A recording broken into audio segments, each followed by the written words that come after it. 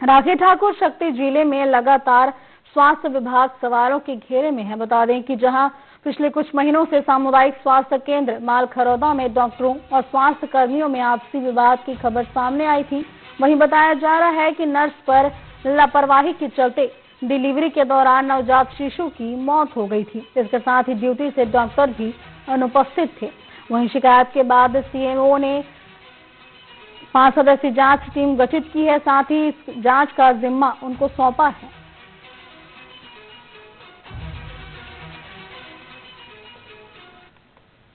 के संबंध में हम लोगों ने प्रयास किया था कि एक अच्छे डॉक्टर हो जाएं। आप लोगों ने तत्काल उसका ट्रांसफर करा दिया। यहाँ नए सीएमओ आ गए, ज्वाइन कर लिए। उसमें कितनी क्षमता है उसी को उदाहरण दिख रहा है। चाहे जयजयपुर में हो, मालखरौदा में हो, चंदनपुर में हो, शक्ति में हो, जब तक एक सक्षम यहाँ का जो हमारा क्षेत्रीय आदमी जो दर्द को पहचानता हो वैसा आदमी नहीं रहेगा तो कहाँ से पता लगेगा।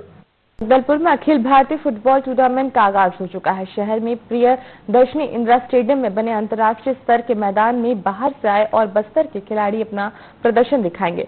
7 नवंबर से 17 नवंबर तक 10 दिनों तक आयोजित किए जा रहे इस ऑल इंडिया फुटबॉल टूर्नामेंट का शुभारंभ जनप्रतिनिधियों ने किया। उन्होंने खिलाड़ियों को शुभकामनाएं देकर उन्हें बधाई दी। इस पूरे टूर्नामेंट में देश भर से कुल 17 टीमें भाग ले रही हैं। 2015 के बाद अब इस टूर्नामेंट का आयोजन किया जा रहा है। आयोजन समिति के पदाधिकारियों और जनप्रतिनिधियों ने बाहर से आए खिलाड़ियों को शुभकामनाएं दी और उन्हें कहा कि बस्तर के खिलाड़ी भी किसी से कम नहीं। सरकार ऐसे खिलाड़ियों को आगे बढ़ाने में मदद करेगी।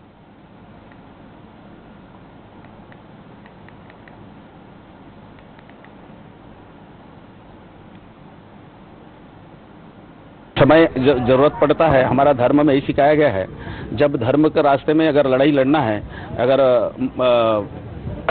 कीचड़ में घुस के किसी को लड़ाई लड़ना है तो बराह रूप में लेना पड़ता है, पानी के अंदर घुसना है तो मत्स्य पे लेना पड़ा है भगवान को, और कभी जैसे व्यक्ति को मारना है तो नरसिंह रूप लेना पड़ा है। तो ये सनातन धर्म का परंपरा है। देखिए, अब उनका निजी मांग होगा, लेकिन सरकार का निर्णय है कि किसानों का धान खरीदना हमारा पहला प्राथमिकता है, और उनका जो भी समस्या होगा सरकार से आपस में बातचीत करके समाधान होगा।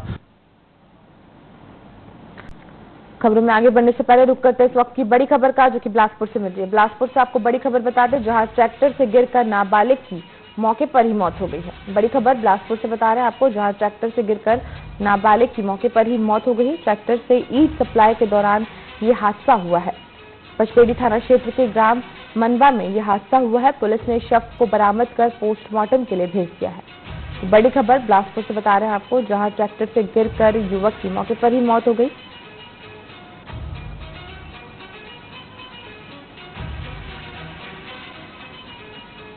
बड़ी खबर बिलासपुर से बता रहे हैं आपको, जहां पर ट्रैक्टर से गिर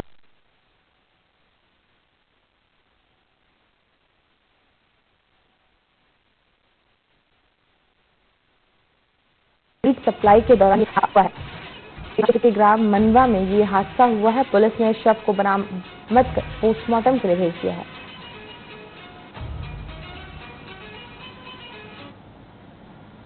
कोंडागांव की बात करेंगे, जहां पुलिस ने अवैध शराब पर कार्रवाई की है। इस कार्रवाई के दौरान पुलिस ने 6 अंतर्राज्यीय तस्करों को पकड़ा है।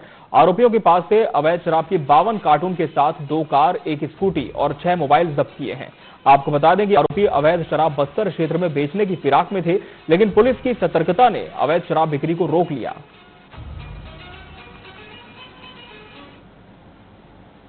जितना सूचना मिली थी, हमारा साइबर सेल का स्टाफ और पुलिस स्टेशन कोंडागांव का स्टाफ दोनों मिलके उनको स्कूटी वालों को नारायणपुर ट्राई जंक्शन में इंटरसेप्ट किए थे। जैसे हम उसको रोक लिए थे और वो गाड़ी को भी पकड़ लिए थे, तो फिर रोक के ताना लाके जब हम पूछताछ किए थे तब हमको पता चला कि गाड़ी में अंदर दारू रखा हुआ है। 26 बॉक्सेस एक बलेनो कार में रखा हुआ है और 26 बॉक्सेस और रेनॉल्ट टाइगर की गाड़ी में रखा हुआ है। टोटल 52 बॉक्सेस हमको मिली है। इसमें जितने कोरबा की बात करेंगे, जहां शुक्रवार को भीषण सड़क हादसा हो गया। यहां कोरबी चौकी के जीनपुरी गांव में एक कार ने बाइक सवार युवक को टक्कर मार दी। प्रत्यक्षदर्शियों के अनुसार कार काफी तेज गति में थी, जिसने नियंत्रण अपना खो दिया और बाइक सवार को टक्कर मार दी। हादसे में बाइक सवार युवक की मौत हो गई। युवक ग्राम जीनपुरी का रहने वाला था। सूचना के बाद पुलिस मौके पर पहुंची, चालक को कार समेत गिरफ्तार कर लिया है।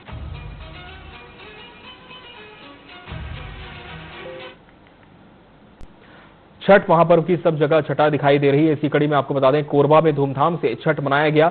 छठ पर्व के तीसरे दिन बालको राम मंदिर छठ घाट में डूबते सूर्य को अर्घ देने जनसैलाब उमड़ पड़ा। वहीं नहाए खाए से शुरू हुए छठ पर्व का समापन शुक्रवार को उगते सूर्य को अर्घ देकर किया गया। इस दौरान छठ घाट में सुबह से ही लोग छठ महापर्व के रंग बिरंगे नजर आए। हजारों की संख्या में श्रद्धालु और उनके परिजन सहित लोग घाटों पर पहुंचे। वहीं छठ घाटों पर छठी मैया के गीत भी गूंजते रहे।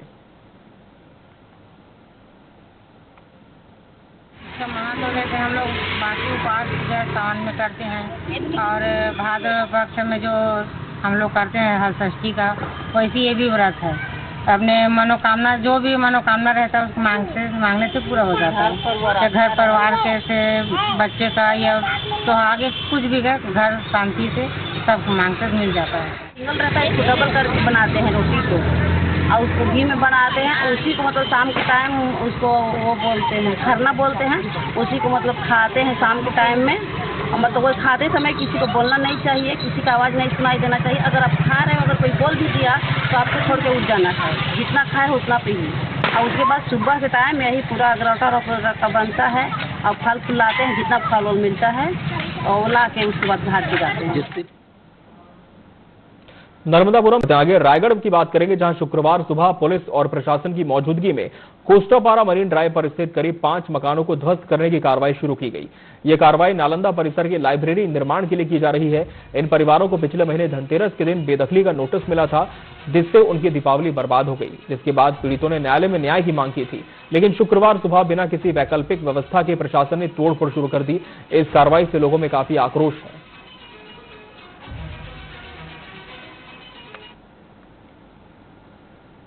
निवासरत हूँ।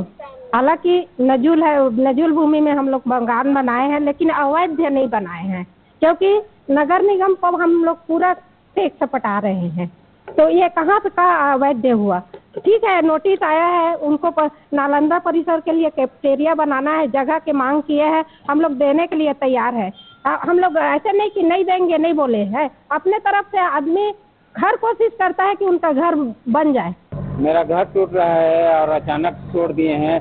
मिला था नोटिस, लेकिन 11:30 बजे लगभग हमको मिला था कि छोड़ के जाना है घर से बाहर, चाहे सामान निकाल पाओ चाहे मत निकाल पाओ, है ना। तो सामान हम लोग नहीं निकाल पाए थे, वो लोग खुद आके निकाल दिए हैं। और 11:30 बजे हमको खाली करना था और प्रशासन ने दरवाजा मेरा 5:30 बजे खटखटा के जबरदस्ती अब मेरे को खोलना पड़ा। ज़्यादा दहशत था तो मैं खोला तो फटाफट घुस गए, सामान को निकाले, है ना। सामान निकालने के बाद अपना तोड़ना शुरू कर दिए।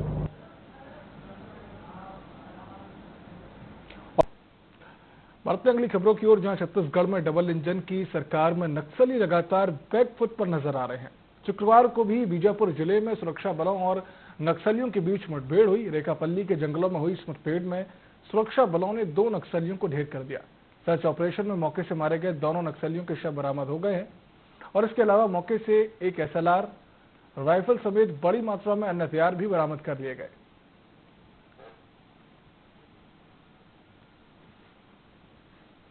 आज प्रातः 11 बजे से लगातार कोमटपल्ली रेखापल्ली के जंगलों में पुलिस का माओवादियों के मध्य मुठभेड़ हुई।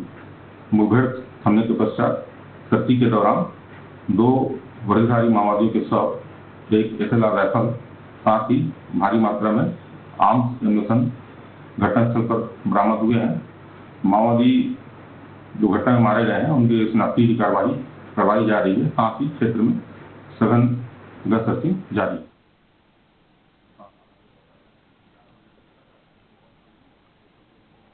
कोरबा के कटघोरा में भगवान श्रेष्ठ बाहु जयंती के अवसर पर आयोजित प्रांतीय सम्मेलन में मुख्यमंत्री विष्णुदेव साय ने भी भाग लिया। इस दौरान स्वास्थ्य मंत्री श्याम बिहारी जायसवाल, मंत्री लखनलाल देवांगन, विधायक प्रेमचंद्र पटेल और भाजपा के कई नेता मौजूद रहे। सीएम ने समाज के 3 प्रमुख मांग कटघोरा के सामुदायिक स्वास्थ्य केंद्र को 100 बिस्तर अस्पताल में परिवर्तित करना, कटघोरा बाईपास चौक का नामकरण भगवान श्रेष्ठ बाहु के नाम पर और सर्किट हाउस की मंजूरी की घोषणा की।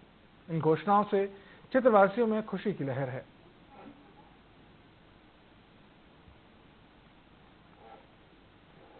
बाहु जयंती समारोह का आयोजन किया गया था, तो इस अवसर पर मैं सभी समाज को, पूरे छत्तीसगढ़ वासियों को भगवान सत्यबाहु जयंती की बहुत बहुत बधाई देता हूँ, शुभकामनाएं देता हूँ और समाज का मैं आभारी हूँ। उन्होंने इस जयंती समारोह में हमें आमंत्रित किया और समाज उत्तरोत्तर विकास करे और भगवान सत्यबाहु का आशीर्वाद छत्तीसगढ़ के ऊपर हमेशा बना रहे। छत्तीसगढ़ में खुशहाली हो, छत्तीसगढ़ में सबके घर में सुख और समृद्धि।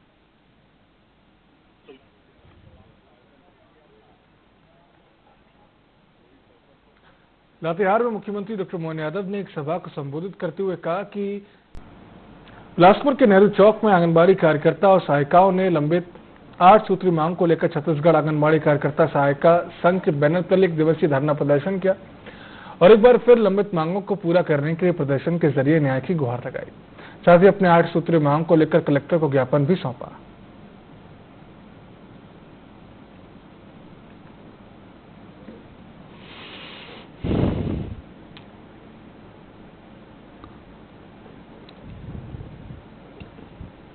मांगों को लेकर आज 1 दिवसीय धरना प्रदर्शन किए हैं जिला स्तर पे, जिसमें कि सबसे पहली मांग है हमारी पदोन्नति करे, जीने के लायक वेतन दे और जब तक के वेतन हमको नियुक्तिकरण नहीं कर रहे हैं तब तक 21,000 हमको वेतन दे, जीवन बीमा लागू करे और कहते हैं पदोन्नति दे। और अगर कार्यकर्ता या सहायिका की आकस्मिक मृत्यु हो जाती है तो उस पर उसके परिवार के एक सदस्य को अनुकंपा नियुक्ति दे। ऐसे करके हम 8 सूत्री मांगों को लेकर आज धरना प्रदर्शन किए हैं। दुर्ग में आंगनबाड़ी करा रहे हैं। शुक्रवार को भी बीजापुर जिले में सुरक्षा बलों और नक्सलियों के बीच मुठभेड़ हुई। रेखापल्ली के जंगलों में हुई इस मुठभेड़ में सुरक्षा बलों ने 2 नक्सलियों को ढेर कर दिया। सर्च ऑपरेशन में मौके से मारे गए दोनों नक्सलियों के शव बरामद हो गए हैं और उसके अलावा मौके से एक SLR राइफल समेत बड़ी मात्रा में अन्य हथियार भी बरामद किए गए हैं।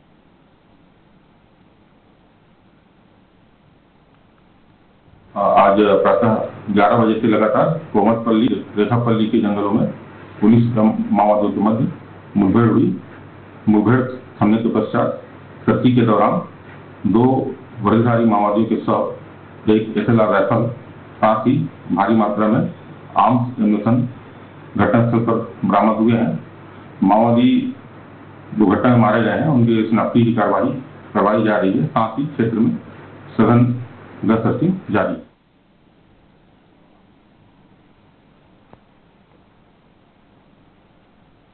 छत्तीसगढ़ में आंगनबाड़ी कार्यकर्ता जगदलपुर में 8 और 9 नवंबर को प्लेस प्रार्थना सभा की अनुमति नहीं दिए जाने के विरोध में मसीह समाज ने जबरदस्त उग्र प्रदर्शन किया और कलेक्ट्रेट के सामने सैकड़ों की संख्या में लोग धरने पर बैठ गए। उन्होंने बैठक कर अनुमति दिए जाने की मांग की। बता दें कि दोनों के बीच काफी देर तक बैठक होने के बाद प्रशासन फिलहाल अनुमति नहीं दे रहा है और कल दोबारा बैठक कर निर्णय लिया जाएगा। प्रशासन ने कहा ठीक है, आप आवेदन दे दीजिए और हम इसका परमिशन दे देंगे।